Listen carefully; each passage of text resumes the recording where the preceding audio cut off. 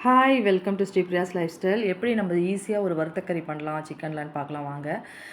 இந்த கரம் மசாலா சின்ன சின்னதாக கொஞ்சம் கொஞ்சம் எடுத்துக்கோங்க. இந்த பட்டை, லவங்கம், பே லீஃபு, அந்த க அந்த அன்னாசி பூ, அது அப்புறம் வந்து மிளகு ஒரு அரை ஸ்பூனு, 1/4 ஸ்பூன் சீரகம், 1/4 ஸ்பூன் சோம்பு, 3 காஞ்ச மிளகா, ஒரு 1/4 ஸ்பூன் தனியா போட்டு நல்லா ட்ரை ரோஸ்ட்டாக வறுத்துக்கோங்க. நல்லா வறுப்படட்டும், வாசனை வர அளவுக்கு வறுத்ததுக்கப்புறமா ஒரு கடாயில் வந்து ஆயில் போட்டுட்டு கொஞ்சமாக சோம்பு, ஒரு 1/4 ஸ்பூன் சோம்பு போட்டு நல்லா பொரியட்டும்னு சொல்லிவிட்டு, ஏன்னா நம்ம அந்த கரம் மசாலா வந்து அதிலேயே போட்டுடுறோம் வறுக்கிறதுலையே, அதனால் இது தேவையில்லை. கொஞ்சமாக சோம்பு போட்டால் போதும். போட்டுட்டு நம்ம வெங்காயம் வெட்டி வச்சுருக்க பொடி பொடியாக வெங்காயம் நறுக்கிக்கோங்க. கருவேப்பிலையும் போட்டுட்டு நல்லா வதக்குங்க. கூட ஒரு காஞ்ச மிளகா போட்டுக்கோங்க. சிக்கனுக்கு எப்பயுமே காஞ்ச மிளகா நல்லா ஃப்ளேவர் கொடுக்கும். நல்லா ஃப்ரை பண்ணுங்கள். வெங்காயம் நல்லா வதங்கினதுக்கப்புறமா இஞ்சி பூண்டு பேஸ்ட்டு ஒரு 1.5 ஸ்பூன் போட்டு நல்லா வதக்குங்க. இஞ்சி பூண்டு பேஸ்ட்டு நல்லா வதங்கணும், பச்சை வாசனை போக. நெக்ஸ்ட் வந்து நம்ம தக்காளியை ஆட் பண்ணி நல்லா வதக்கணும். தக்காளி வந்து நல்லா மேஷ் ஆகணும், வதங்கிடணும் சுத்தமாக. ஏன்னா நம்ம இப்போ சிக்கனில் வந்து தண்ணியே ஊற்ற போகிறது கிடையாது. அதனால் தண்ணி நல்லா வடிச்சிட்டு சிக்கனை போடுங்க. ஏன்னா தண்ணி வந்துடும் சிக்கன்லேயே, நிறைய தண்ணி. ரொம்ப லேட் ஆகும் அப்புறம் அந்த கறி வந்து ட்ரை ஆகிறதுக்காக. இப்போ நான் தக்காளியை போட்டு நல்லா வதக்கிட்டு இருக்கேன் பாருங்கள். நல்லா வதங்கணும், அது பேஸ்ட்டாக மாறணும்.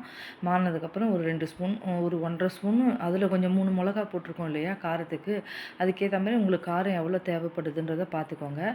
இப்போ சிக்கனையும் போட்டு நல்லா வதக்குங்க.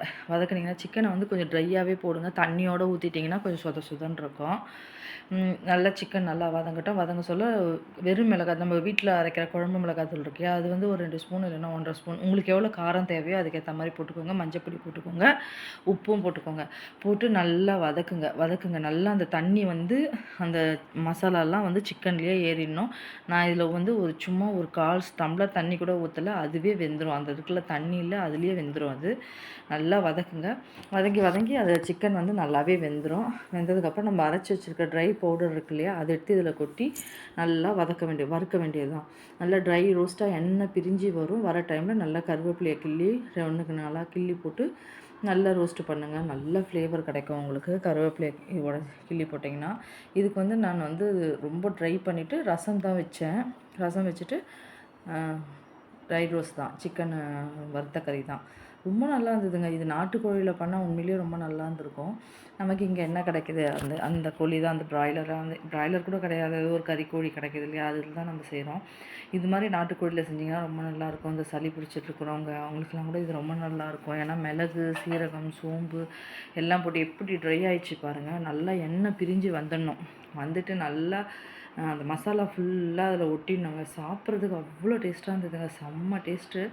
நீங்களும் ட்ரை பண்ணி பாருங்கள் இந்த வறுத்த கறியை. ரொம்ப சிம்பிள். நம்ம பெரிய வேலைலாம் பெருசாக கிடையாது. தண்ணி ஊற்றுற வேலையும் கிடையாது. தண்ணி ஊற்றி நல்லா கொதிக்க வைக்கிற வேலையும் கிடையாது. ரொம்ப அப்படியே ட்ரை ரோஸ்ட்டாக சிக்கன் வேகுமான்னு யோசிக்காதீங்க, சூப்பராகவே வெந்துடும். அந்த தண்ணியிலேயே போதும், நல்லா வெந்துடும். ரொம்ப நல்லா இருந்தது சாப்பிட்றதுக்கு, செம்ம டேஸ்ட். இது சாம்பாரோடு ரொம்ப நல்லா போகும். நெக்ஸ்ட் வந்து ரசத்தோடு ரொம்ப நல்லா போச்சு. செம்மையாக இருந்ததுங்க. ட்ரை பண்ணி பாருங்கள், உங்களுக்கும் பிடிக்கும்னு நினைக்கிறேன். நெக்ஸ்ட்டு ரசத்துக்கு வந்து கடாய் வச்சுட்டு கொஞ்சமாக ஆயில் போட்டு கடுகு போட்டு ரசத்தை மொத்தமாக கூட்டி வச்சுருவேன் நான் எப்பயுமே. எல்லாமே மிளகு, சீரகம், தக்காளி, புளி, உப்பு எல்லாம் கூட்டி வச்சுருவேன். காஞ்ச மிளகாய், கருவேப்பிலை, கொத்தமல்லி எல்லாம் போட்டு ஒன்றா பிசைஞ்சு வச்சுருவேன். வச்சுட்டு அந்த தண்ணியை அந்த கலந்து கரைச்சி வச்சுருக்கிறத ஊற்றி நல்லா ஒரு பொங்கி வரட்டும், நுரைச்சி வரட்டும் சொல்லி எடுத்து ஊற்றிடுவேன். அவ்வளோதான். ரசம் ரொம்ப நல்லாயிருக்கும், சாப்பிட்டு பாருங்கள். பூண்டு கூட தட்டி போட்டுருவோம் அதுலேயே. பூண்டு, மிளகு, சீரகம் எல்லாமே பாருங்கள். அவ்வளோதான். இந்த மாதிரி மிக்ஸ் பண்ணி வச்சுட்டு எடுத்து அந்த கடாயில் ஊற்ற வேண்டியது தான். கடுகு போட்டுட்டு சும்மா ஒரு 3-4 வெந்தயம் போடுவேன், அவ்வளோதான். 3-4 அவ்வளோதான் போட்டோம்னா கொஞ்சம் ஃப்ளேவர் கிடைக்கும். அதுலேயே நம்ம கூட்டி வைக்க சொல்லவே அந்த பெருங்காயப்பொடி எல்லாமே போட்டு இந்த மாதிரி நுரைச்சி வந்ததுக்கப்புறம் எடுத்து ஊற்ற வேண்டியது தான். ரசம் சூப்பராக இருக்கும். ட்ரை பண்ணி பாருங்கள். இந்த மாதிரி ரசம் கூட ரொம்ப ஈஸிங்க இந்த மாதிரி வைக்கிறதுலாம். ஏன்னா இது டேஸ்ட்டாகவும் இருக்கும் சாப்பிட்றதுக்கு. நல்லா நம்ம நசுக்கி கரைச்சோன்னா நல்லா ருசியாக சாப்பிட்றதுக்கு டேஸ்ட்டாகவும் இருக்கும். ட்ரை பண்ணி பாருங்கள். அதுவும் வறுத்த கறியோட செம்மையாக இருந்ததுங்க சாப்பிட்றதுக்கு. ட்ரை பண்ணுங்கள். உங்களுக்கெல்லாம் பிடிச்சிருந்தா லைக் பண்ணுங்கள், ஷேர் பண்ணுங்கள், சப்ஸ்கிரைப் பண்ணுங்கள். தேங்க்யூ.